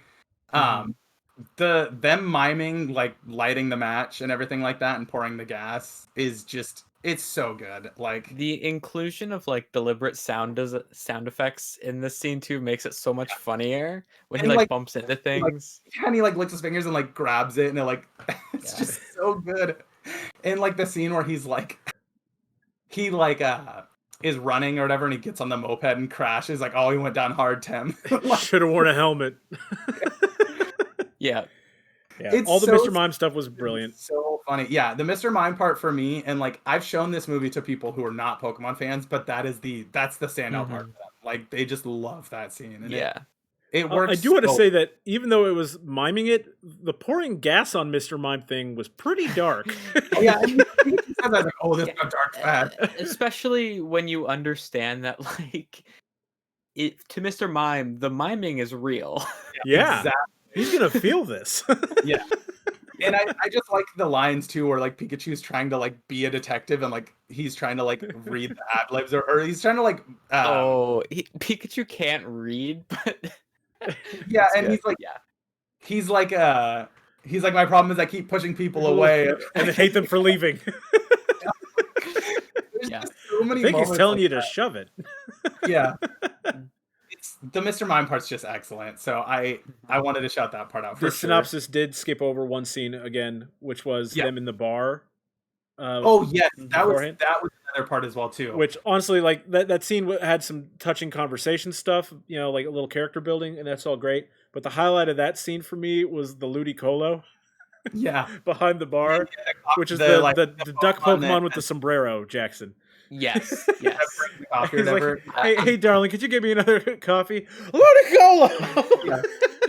I like the Jigglypuff who's like doing karaoke and has put someone and to sleep. I love that too. I play Smash. I know how that works. I thought that was a great callback as well, too. Speaking of that part, one of the parts that I really liked about this movie the first time I watched it, and it's always stuck out to me, is the part where he's like sitting there talking to Pikachu because nobody can understand him, and he grabs his phone, so it looks like he's like talking to someone on his phone. It's like that's really clever because like you see people in movies that are like talking to ghosts or stuff like that, and they're just like talking to themselves, and people are always like, "What is wrong with that person?" As someone who's currently watching Death Note, I understand this problem with talking to invisible monsters. Ah! And then also to that part as well too, I really like that line where like he's like, "All right, you can come stay at my place." He's like, "What do you mean your place?" And then like he like acts like it's his house, and then he's like says, "Fine, he'll stay." He's like, and what the line is, he's like, "Oh my god, I just invited somebody over. I never do this. I'm not that kind of Pokemon." Yeah. It's so much more mature than like a Pokemon movie should be. Okay, so then we jump over to the roundhouse. The arena's owner, Sebastian, recognizes Pikachu as the Pokemon who injured his prize Charizard in a previous Pokemon battle and demands a rematch. This part, we do start out with seeing Gengar fight Blastoise, talking about Pokemon that look too creepy when they're real. Gengar's teeth really stand out to me as like something. He's supposed to be a scary ghost, though, so I'm kind of okay with that one. Yeah, and even like in the game, the teeth are huge too, but it just looks so weird. It's like a mix of like Slimer, but like with like I don't know, With it a just looks bear so trap weird. for a mouth. Yeah, like it looks so Yeah. weird. So that's cool This- though. I'm- To see that. This DJ or whatever leader of this area is like an actual DJ in real life, I'm pretty sure, and is not an actor, believe it or not. So, based I on his do performance. believe it. So the guy who like the Sebastian guy, the guy who like runs the arena, he's an actor, but the actual DJ is Diplo. So Okay, like, yes, the guy that's what who's- I was thinking of. Oh, okay. was Well, Diplo, actually, my yeah. complaint was with the actor then. 'cause- Yeah, the guy. Okay, that I had confusing information. There's a lot of like stereotypical things going on with the owner of this arena. I'll just say, I love all the jokes that Pikachu makes about him wearing a shirt and stuff like that, and like, Mhm. and just I thought that part was good. Yeah, what do you think about like seeing the Pokemon battle though, Jeff? Because like, I mean, as I someone would who's have, been waiting to see as someone Pokemon who was expecting to see a lot more Pokemon battles in the first live-action Pokemon movie, this was a really cool moment. In fact, I even noted that if I lived in Rhyme City, I'd be in prison all the time, getting busted for going to Pokemon Fight Club. You know, Mhm. I would be there every weekend. That's my Friday and Saturday night every time. But Mhm. but it was really cool to see the battles. It was a chance to see some of the Pokemon in action that weren't going to be involved in the rest of the story. Yeah, and like I thought it was great. seeing them use like actual moves from the game is cool, and like seeing like the KO or like the critical hit things pop up. I liked that. Jackson, how did you feel about like seeing the Pokemon battle? Good. I think it's an effective transition from a turn-based RPG and a card game into like an actual battle. I think it would have been like really corny if there's like someone standing behind them being like, "Do this." Yeah. The fact I that it's like I don't think you've it got to works well on this. yeah, translation is never a direct thing, and that's good. It's supposed to be kind of contextual. So I think this is fun. The idea of like Pokemon fighting in this world is a little questionable, but visually it's fun to watch. Yeah, we actually talked about this a little bit in our like Pokemon the first movie review, how like it's you have to like suspend disbelief because in this world they Yeah. are battling Pokemon, but there's a part in the movie where they're like, Pokemon were never supposed to battle like this when they're like battling each other, and it's like, Yeah, but it was like a Yeah. major plot point in the first Pokemon movie Yeah. that Pokemon shouldn't battle, not like this. Yeah, Yeah. everyone has like their partner Pokemon, that's like their best friend, and then they take them over to the round table and they throw them into the ring. Yeah. I'm picturing you and DJ, and you just forcing Yeah. DJ to fight for our amusement. Yeah, like it DJ, doesn't make sense, but it also like really does make sense. All right, so during he demands a rematch. He doses Charizard with R, stirring him into a violent rage. Pikachu is unable to summon any of his electrical powers to fight back. While attempting to save Pikachu, Tim knocks Sebastian over and breaks several gas vials in his jacket. Tim knocks Sebastian, breaks several in his jacket, sending the arena's Pokemon into a frenzy. The arena is raided by police at the end after they basically, in order to get out of there, Pikachu throws a Magikarp at Charizard, hoping it'll evolve into Gyarados, and I love that he just like throws it at him and it just flails because that's all Magikarp does in the game, is just flails. And I thought that was pretty clever. I also thought it was really funny that when Loudred get high, they play dubstep. Yes. Yep. He was definitely a little bit more like hip hop when they're not high. Yeah. But then when they get high, it's just that's like hardcore dubstep. I did think that was funny as well too. So they're raided. They're brought back to Yoshida. He reveals the footage of the crash, explaining that it's impossible for Harry to have survived. So This is the second time that this crash has been recontextualized to us, and people should keep count because there's 5 or 6 if I remember correctly. Yeah. Kind of count on that because there's a lot. Mhm. So I'm gonna stop here for a second because the notes don't really talk about this part, but I actually really like the next scene where they're like sitting outside the police station because like he thinks his dad died, and I like this like interaction between the two characters. I think this is where it shines a little bit more on Ryan Reynolds being more of like him not doing the like Deadpool character where he's just like making so many jokes. It's more of like an emotional like scene, and granted it's a Pokemon movie, so it's not like this is like a Oscar worthy performance of like these two characters having a heart to heart, but I really like this scene. And like the like him coming to terms, like the part where he like talks about how he like should have got on the train to go see his dad and stuff like that after his mom passed away. I like that. And Pikachu like basically being there to console him and like showing that they are becoming friends. Like they didn't and it want is nice to have these moments where they're tug on your heartstrings a little bit, to give you an emotional reaction, to something in this movie, because otherwise it's all jokes and violence. Yeah. All that was violence in this PG Pokemon movie. But yeah, I like this scene. So then next, Tim and Pikachu are contacted by Howard Clifford. The wheelchair using founder of Clifford Industries. I don't know if the wheelchair using founder was like, that was a weird. Anyways, that was weird. Who Basically the king of this city, really. Essentially he's like Rhyme City is like a corpo town. And that's what he said. He created definitely a corpo town. Utopia for Pokemon and humans. Is Detective Pikachu cyberpunk? Yes. Yes. It has neon signs. Cyberpunk. Huh. This is actually this is kind of a good spot to go back to the beginning when Tim's on the train. You're introduced to like a little video when they're going into the town, and it talks about who Howard Clifford is. He's like basically created this whole town. It's like a corporate dystopia in some strange ways. Or it's like when you go to New York City and the backseat of every cab has a commercial from the mayor of New York City, Yeah, that's basically I would say that he's essentially like the mayor of this town, but like not actually the mayor. He's like the CEO of Rhyme City, Rhyme which City.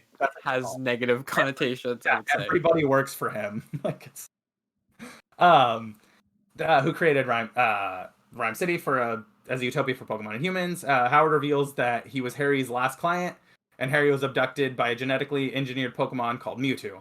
who erased Pikachu's memory.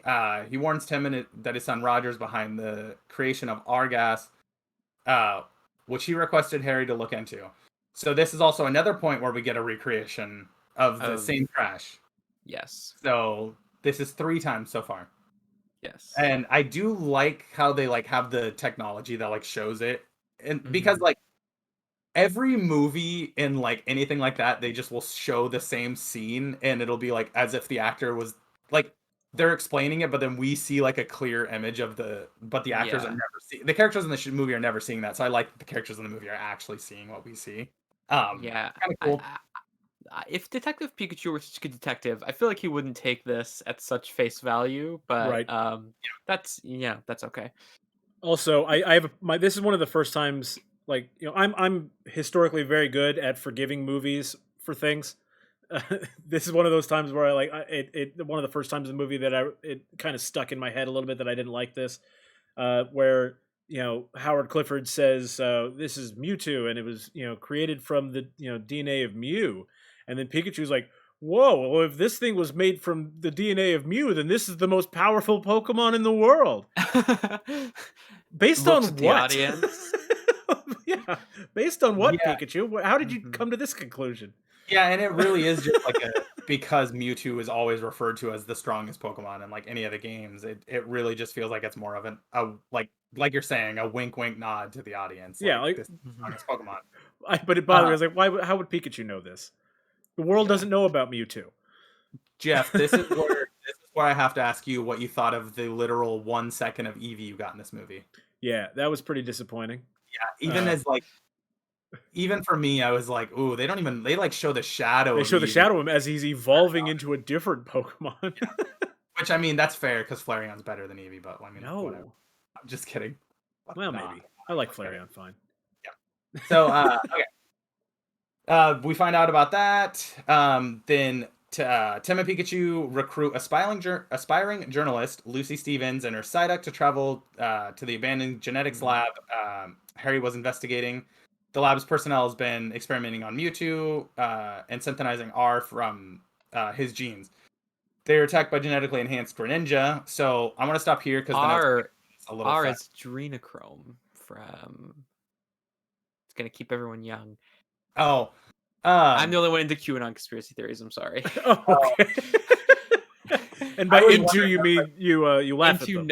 Into knowing about them, not into believing them. Not buying into them. I want to clarify that for the audience. Yes. So, and for Twitch. Yeah, and for Twitch, we do not condone QAnon or support or believe any of that. In fact, let's just stop saying their name altogether. Yep. But Jeff, you talked earlier about Psyduck being like the cutest Pokemon in this movie. So I wanted to talk a little bit about this scene in the backseat with Pikachu and Psyduck because I absolutely love this scene. And like the parts where like earlier on in the movie where he's like Serenity now, Serenity, like trying to keep Psyduck calm and like he's like Psyduck's trying Seinfeld fan Pikachu. Yeah, right. Psyduck's trying to get like a foot massage from Pikachu because he knows that Pikachu wants to like keep him calm, and I just love that. And I think this part's really cute as well, just like their little banter in the backseat. Also, the faces Pikachu makes in that scene led to 1,000 memes on the internet, and who doesn't love a good Pikachu meme? It's true. Yeah. It's really good. So they're attacked by the genetically enhanced Greninja. Let me get back to where I was. And they basically run through this whole like forest scene where they're like, and it basically just starts to like lift up, right? Like the ground, it just starts to like It's an earthquake. It's an earthquake. Yeah. But it's real quick on the Greninjas. This is where I realized that in live action Pokemon, furry Pokemon look cute, reptilian Pokemon look terrifying. Did you not feel that way when you see Charizard? Because like the scales to me on Charizard, I don't know why, but like I love Charizard, but there's something a little bit jarring about Charizard. He's just a dragon. Yeah, like he is a dragon in this movie, which I know he is, but technically he's not, and that's the stupidest thing in the world. But that's a whole nother. That's a whole other can of worms. Yeah, I agree. I think Greninja does look kind of creepy, but like it works for this thing, especially when they reach their hand out of the pod and it's like very or when aliens. they're like stuck in their tongues. Yeah. Another tongue Pokemon that another I don't tongue like. Pokemon. tongue scarf Pokemon, which is so weird. Greninja, I like Greninja a lot, but that is such a weird I do design too. choice. Yeah, I don't think my neck tastes good enough to wear my tongue as a scarf. Yeah, this is just another one of those that the translation from cartoon to reality, you have to start addressing some things that you didn't have to Yeah. address before. Okay, so they run through this forest that's basically like the geography is like changing as they're running through. After Psyduck essentially like yells out, what does Psyduck use? What's the move? Is it Confusion. just confusion that I it think uses? that's all he's using, but they don't say what move he's using. It's got to be either yeah. confusion or psychic, or the two that it can be.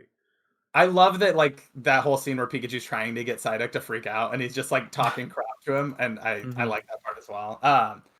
They're basically running through they're like falling all over the place and everything like that. Turns out that it's these giant Torterras that we see a couple Torterras earlier on to like hint at like Well, what's and there's a sign next to them. It says Torterra Gardens, right? Yeah, well, it says something about like enhanced growth or something like that on the sign, but it's only on the screen for a split second. So the size of those Torterras, it makes me I have a lot of questions about how that works, and like how did those Torterras just become part of the geography there? Well, they're not. They're living on top of the actual geography.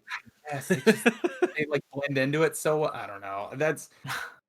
There's a whole like, yeah, I don't know. I love it. I love the giant Torterras. I think it's funny. I like it. I got to tell you, like the first thing I would do after getting out of there would be to come back with a Pokeball and catch one of these giant Torterras. I would never lose a battle ever again. Definitely not. So in this scene, Pikachu is gravely injured. Basically, like a rock falls and like hits Pikachu. He seemed okay in my opinion, but that's okay. Yeah, and like all the falls, like Tim jumps like literally 200 feet and like lands on his ribs, like Tom Cruise doing a stunt in Mission Impossible. Jeff, what type is Electric weak against? What is it weak against? Ground. Exactly. That's so dumb. I love it. What it is. Like that rock doesn't look like it hit him very hard, but Pikachu is weak against ground type, and so the ground literally fell and hit Pikachu. I mean that's a great justification. I'm with him on this. I'm following you. Yeah, like that has to be what it is. I mean, like that's what makes sense to me, because the first time I watched this, like that rock did not hit Pikachu very hard. Like, why is he dying? It was a small rock. Yeah, I was like, why is he dying from this small rock? So, anyways, Pikachu's gravely injured. They end up washing up basically on shore, and there's a bunch of adorable Bulbasaur. In my opinion, these are the cutest Pokemon in this whole movie, is the Bulbasaur. I think they look perfect in this movie. And I even made a note because I wanted to say that I like Squirtle of the original three. Squirtle's my favorite starter, and then it would normally be Charmander and then Bulbasaur, but Bulbasaur is at least number 2 and might even have gotten close to number 1 for their appearance in this movie. Yeah, the Bulbasaur in this movie looks so good. Like, it's insane to me how cute the Bulbasaur looks. I think we just didn't get enough Squirtle. Otherwise, Squirtle would have been tops. I mean, I could see that. I think they did a great job with the Bulbasaurs. Basically, so they get the help from the Bulbasaur. They lead Pikachu into the woods. This is where I totally thought Celebi was going to show up. I was convinced the first time I watched this movie that was going to be the Pokemon they were leading to, but I kind of in the back of my mind knew they weren't going to have another legendary. That's kind of a deep cut to the Pokemon Forever movie. Not on a Pokemon podcast. It's not. Mewtwo heals Pikachu. Basically, because he can do that now. Is Mewtwo God? In this movie, yes. I mean, basically, yeah. In this movie, like they give He's like well done, good and faithful servant, essentially. Yeah. And like the voice too, like there being 2 different voices talking. It's a male and female voice, which I actually really appreciated. I did like that as well too. It makes Mewtwo genderless, which I think is super cool. Like that distinction there. Basically, Mewtwo starts to give is trying to essentially give back the memories when the fourth fourth explanation of what happened in the crash, but it's technically cut off. Yes, we're cut off on the 4th time. but keep that in mind because there's still a few more coming up in the last 20 minutes of this movie. Pikachu remembers that he helped Mewtwo escape. That's basically all we see from the lab, and believes he's responsible for betraying Harry. Not trusting himself, he leaves Tim. Mewtwo's captured at this part as well. By the younger Clifford. By sunglasses, younger guy. Yes, sunglasses. And I do want to say it was very cool of them to set up the sunglasses earlier in the movie because they do show him multiple times taking his sunglasses off or holding them in his hands while he's talking. So it does set up that the younger Clifford likes his sunglasses. There's also we also completely like glossed over that there's a character who they keep showing who has like pink gloves on, like fingerless gloves and like pink hair, and she never talks. And but she's semi-important to this movie. She's like the right hand. Super important. She's like, would you say that she's like I don't even know what you'd call her. She's like his assistant to the main. I would describe she's his partner. Get it? Well, everybody, this has been a great episode. Okay, so Pikachu leaves Tim at that point. Tim and Lucy decide that they're going to go back to the city. Pikachu's off on his own. When Pikachu's wandering off on his own, he comes across a crash site, finds evidence that it was. What is he doing while he approaches the crash site? He is singing the Pokemon theme song, which was perfect. I loved that. It was so good. I think they showed it in one of the trailers though beforehand, and if I'm not mistaken, which I think sucks. I think so too. Still good. It was yeah, really good. But yes, he comes up on the crash site and basically finds out that Greninja is the one who caused the car accident, and this is where we get the 5th time seeing it. He gets that Vin Diesel crash vision from one of the early Fast and the Furious movies. He does. I never put that together, but that is so holy crap. That is good. In Rhyme City, during the anniversary parade, Howard reveals he's captured Mewtwo to Tim, exposing himself as a true mastermind. Shocking. This is when the movie just no, all logic gone. Whatever like you thought was going to happen in this movie, it just hit. What is his plan? That's my issue, Jackson. Is like, why are you doing this? Yeah.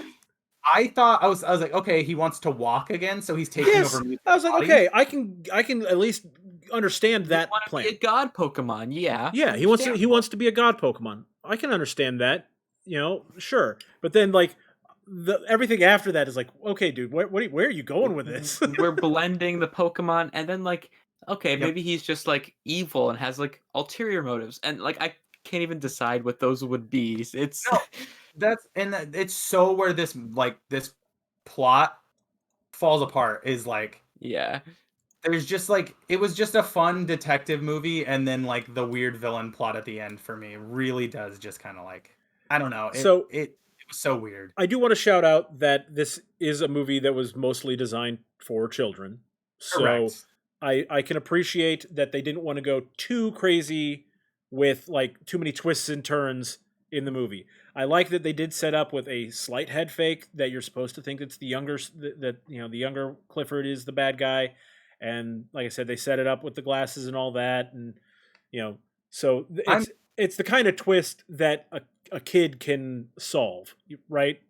Yeah, and I'm with you, and I don't even mind him being the villain, like in the end, but it's just I just don't really feel like the plot overall, like his plan is really like his plan's garbage.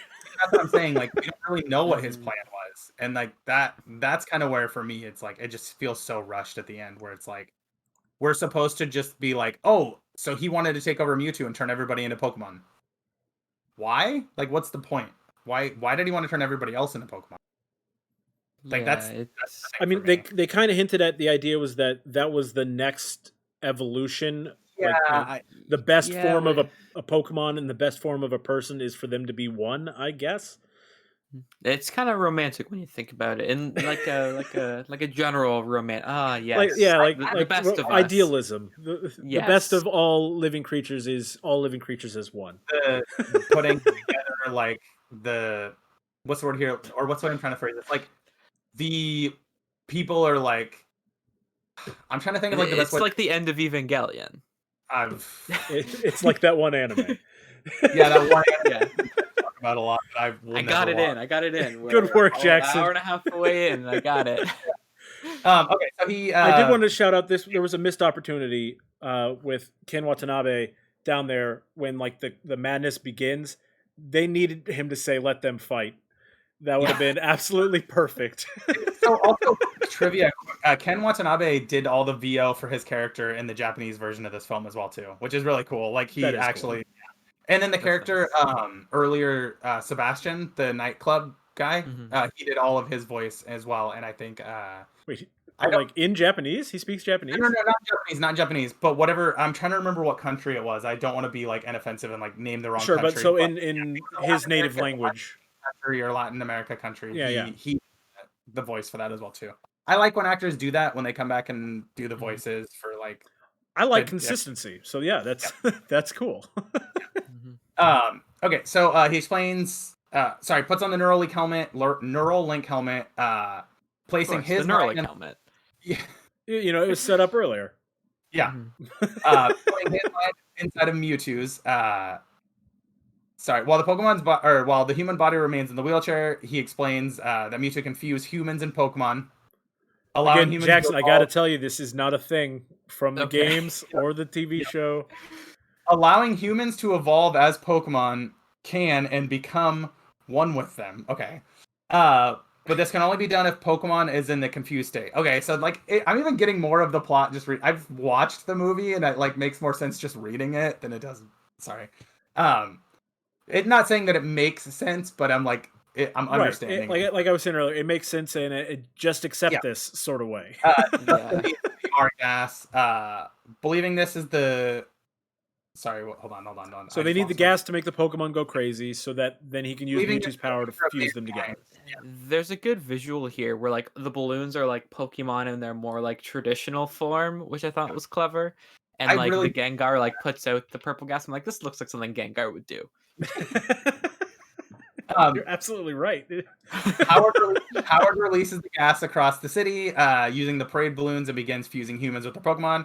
Pikachu, this kind of jumps over it a little bit, but basically Pikachu shows up and sees this happening because Lucy is fused with her Psyduck. She tells him what's going on, and he's like, "This blows my bridge discovery out of the water," and I like that. Yeah. Yeah, so Pikachu summons his electrical powers that we see him like earlier on in the movie when him and Tem are leaving, we see the little like spark. Sorry, I could not think of a better word for that he's Yeah. getting his powers back. He battles basically Pikachu starts fighting Mewtwo. He's just got to try harder or whatever to get his powers back. I don't know. It doesn't matter. Yeah. Again, rushed last half hour of this movie. Tem fights with Howard's genetically modified Ditto. That was actually a pretty interesting reveal. Super cool reveal, honestly. 'Cause super good, Jackson super good. Ditto in the games and in the shows, Ditto only has one move called Transform, which allows him to copy whatever Pokemon he's battling against and get moves from and said copy Pokemon. those moves. So this one like was genetically modified so it can copy humans in addition to Pokemon. The beady eyes though is And like just have horrifying looking eyes, of course. God, like I don't even think that's a thing that's not a thing in the games. It was a is thing it's a thing in the show where there was one episode in the original Pokemon animated series where, and actually they repeated this exact plot in Journeys as well. Yep, I remember that. But so there's two episodes in which there's a Ditto who can't fully transform properly, and it can take on the shape of the Pokemon, but for some reason can't lose its derpy eyes. And so I guess they just decided to run with that. Haunting in this. It visually it's very useful in telling what is Ditto and what is not. Yes. But emotionally it's very troubling. It was really troubling to me as a fan of Pokemon. I was very, very, very troubled by this scene. So then we're treated to the end movie battle. Pikachu's fighting Mewtwo. There's some cool stuff here. I like the scene where Pikachu jumps off of the building and then like shoots electricity before like falling down and landing on the Pidgeot. I thought that was kind of cool. Like just seeing them do like different types of moves and like it was cool. Getting to see another Pokemon battle was cool. Other than that, though, it's really like there's not a whole lot more to it. They're basically Tim's just trying to get the helmet off of the body that's still sitting in the wheelchair. Eventually, he's able to get the helmet off, and it frees Mewtwo from the mind control. Before that, though, there's another part I wanted to talk. Roger Clifford or whatever gets set free, right? That's what happens, like the real one, and then he helps it as well too.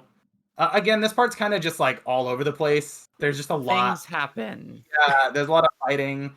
Basically, the end of the day, they get the helmet off. Mewtwo and Pikachu both fall out of the air, and then Mewtwo stops Pikachu from falling midair. I thought that was kind of cool. Like Iron Man. Exactly. All of the Iron Man movies, basically. In all of the Iron Man. Yeah. It could have been like Spider-Man, and Mewtwo saves Pikachu, but snaps Pikachu's back. Oh my! No, it doesn't. No, it couldn't have. Mewtwo restores the city's inhabitants back to normal. Howard is arrested. Roger hires Lucy as a full-time reporter, vowing to fix his father's mistake. He is a little schemy in like a more general schemy businessman way. I wasn't sure if it was supposed to be like he's still schemy, or if I was supposed to genuinely think that this guy was the good guy all along, even though he was very rude earlier in the movie to his dad and to Lucy. When I say schemy, I just mean in the generic business schemy man sense, not in destroy the world way, which maybe they are anyways, but you know what I mean. Yeah. And the way he says, like he tells her, and tell them that I'm gonna do this, and it looks like he's thinking out the headline for the newspaper as he's saying it. As opposed to actually fixing things. He's about to take over running this entire city from his father, so he's like, so in a way, he should be really glad that his dad had Ditto lock him in a cabinet, because otherwise he definitely would have been thought of as an accomplice. And like you said, he basically vows to fix his father's mistakes. Mewtwo explains that Harry tried to save him. There we go. 6. This is this the 6 or 7? This is the 7th time. Sorry, Gilby. I lost myself here. I got really distracted. Helped him escape, but then was attacked by the Greninja. Pikachu had volunteered to have himself fuse with Harry in order to save his life. The experience erasing both of their memories. And basically, the little extra bit of plot here is that essentially Mewtwo says, "Bring me the sun," or whatever. Like, if the sun is here, then we can bring back the father. Yeah, I got questions too, Jeff. Okay, yeah. So I had a lot of questions, but the first one I had at this moment was, how come when he fused Harry's consciousness with Pikachu, his body didn't disappear? Like you see in the flashback, Mewtwo like carries the body away. Well, I think here's what I think. I think he like does. No, I think he does die here, and like he's dead. And then his like consciousness goes into Pikachu, and then at the end here, somewhere like he's like, "Let's get rid of this body." Is how I view it, and then he like gets revived by Mewtwo. Like a bunch of times I've seen this, I just always thought that the body just disappeared off of screen. Well, like, you see it float up, so I don't like you see it float up and off screen. So I don't know if it just like disappeared, but like all the other people that Mewtwo is fusing people in Pokemon, they become one. Yeah. So I don't know. Second question: after you fuse all these other people, they retain their memories. Lucy as Psyduck tells Pikachu what's going on. So how come when you fuse Harry and Pikachu, they lose their memories? Now, I know I'm being grumpy old man Jeff, who's looking far too deep into this movie, but there we are. Maybe it's because when the fusing of the bodies happened in like Rhyme City, it wasn't technically Mewtwo doing it. It was Howard, who doesn't know all of Mewtwo's powers very well, and like Mewtwo, like I don't know.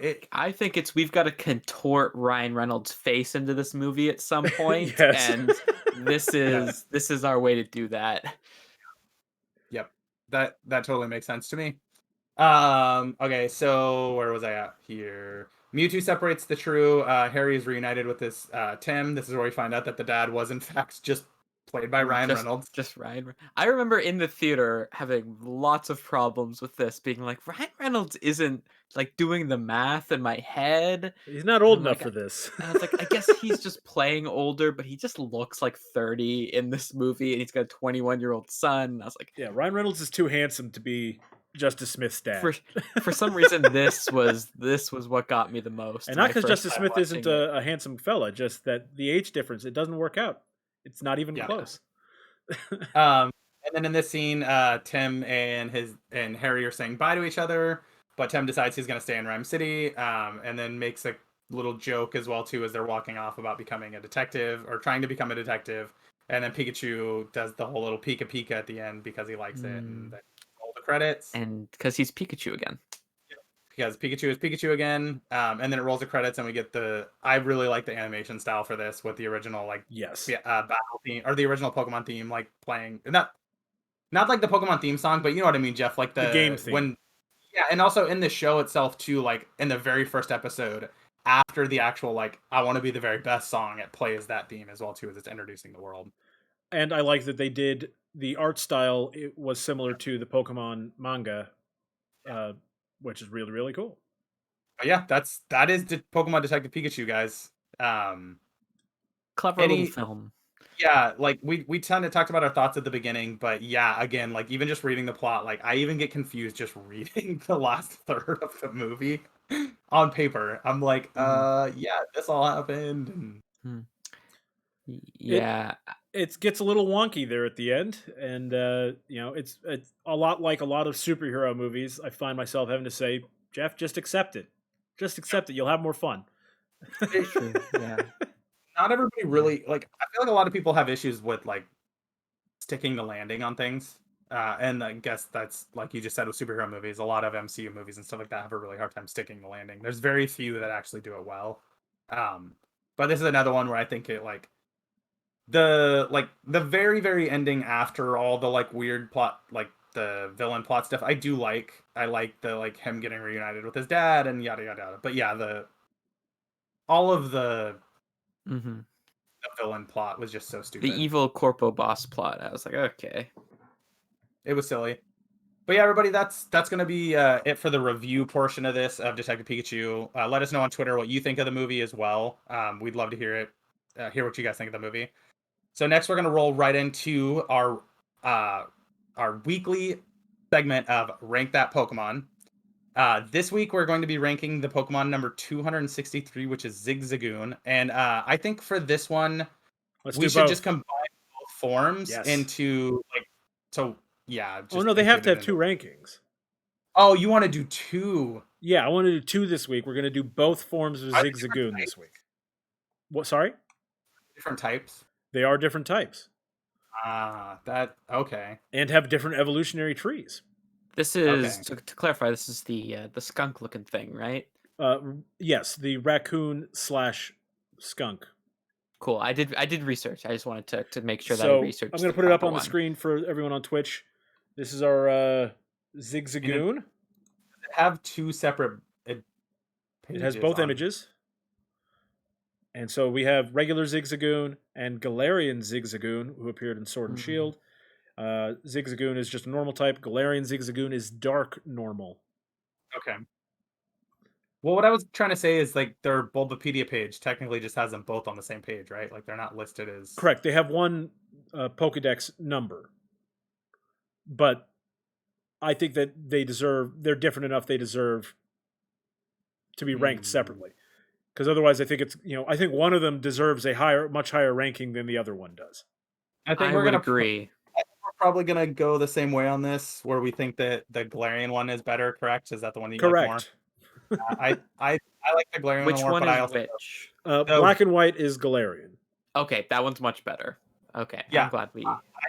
I do agree with you. However, looking at this picture of Zigzagoon sleeping in the grass in the anime might be one of the cutest things I've ever seen. It's on the Bulbapedia page. Yes, now I got to pull it up so everybody, let me show you guys I can that. see it too. In the anime in the main series, it shows it just sleeping in the grass, and it's adorable. Yeah, I mean, I like Zigzagoon in terms of the actual design of the Pokemon. I think is good for both versions, but I also I've always we got to compare it to everything else on the list. Yeah, I'll this is tough because I know that a lot of people we can even see it in the chat here, but people don't like our placement of Floatzel that we have. And So that's kind of where we get into it. Do we think that like Zigzagoon is a better Pokemon than Floatzel? Because Well, so I want to make sure Jackson sees the full evolutionary line here. So you have Yes. Zigzagoon, both forms. It evolves into Linoon, which again you can see both forms there on the stream, and then Linoon evolves into another. Galarian Linoon evolves into another one. What's the name of it? Dustin, help me out. Obstagoon.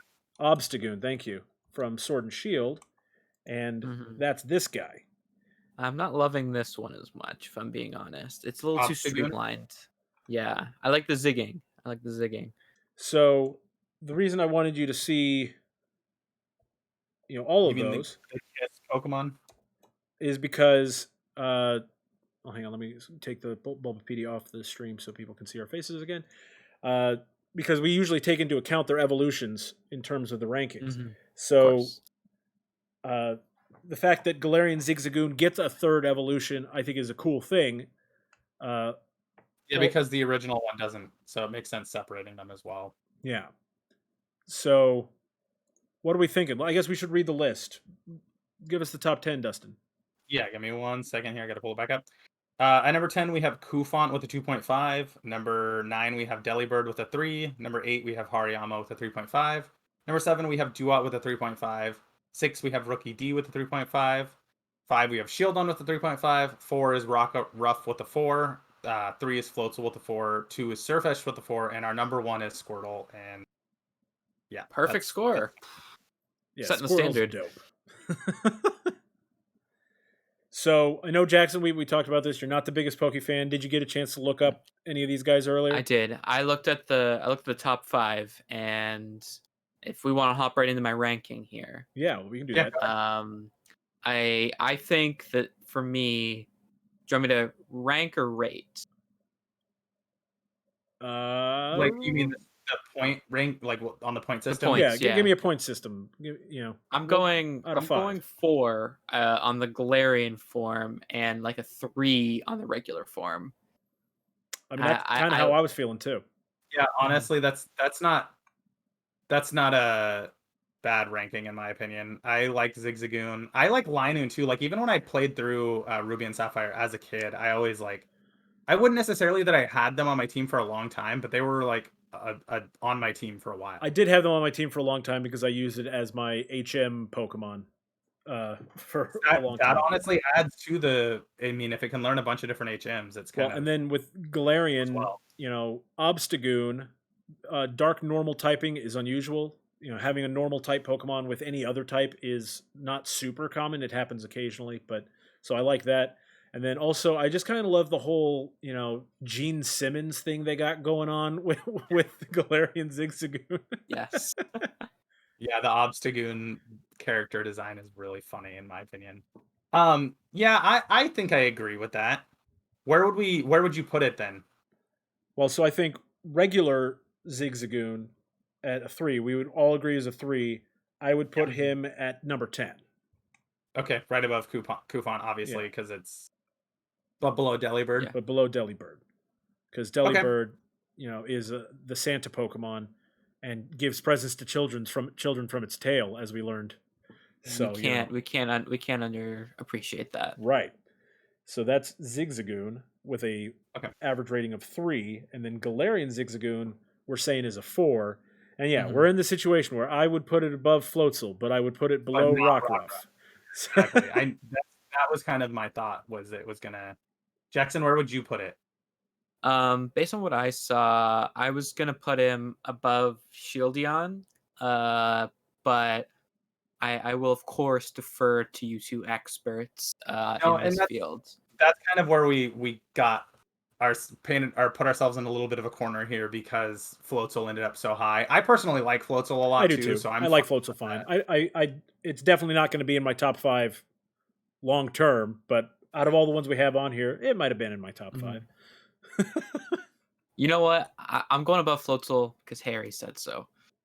That's a good idea, Jackson. Harry cares very passionately about this ranking. Harry's got opinions on Floatzel. Yeah. Well, and honestly, I will agree with that. I think that that's probably for the best because I definitely do like Galarian Zigzagoon better than Floatzel. Sorry Rockruff and Shieldon, but the damage was already done to you guys. I don't like the way that Floatzel holds on to The life whatever. vest. Yeah. I also have a problem with the idea of a super great swimmer Pokemon that has a life vest. And then for me, in terms of my ranking where I would put it, I was pretty much split on this, honestly. So you guys saying that you'd put it above Floatzel, I'm totally cool with that. So I'm putting it above Floatzel. So our new 10, as of right now. Oh yeah, because we put. Okay, I see. It threw me off because we put Zigzagoon at number 10, so it threw me off that it's at 11 now. Yeah. Our 10, we have Delibird at number 10 with a 3. Number 9 is Hariyama with a 3.5. 8 is Duat with 3.5. 7 is Rookie D, 3.5. 6 Shieldon 3.5. 5 Rockruff 4. 4 Floatzel with the 4. 3 Galarian Zigzagoon with the 4. 2 is Sirfetch'd with the 4, and number 1 is Squirtle with the 5. 5-star Squirtle. Squirtle's great. What a game. And yeah, that's basically going to do it for the show, everybody. Thank you for hanging out.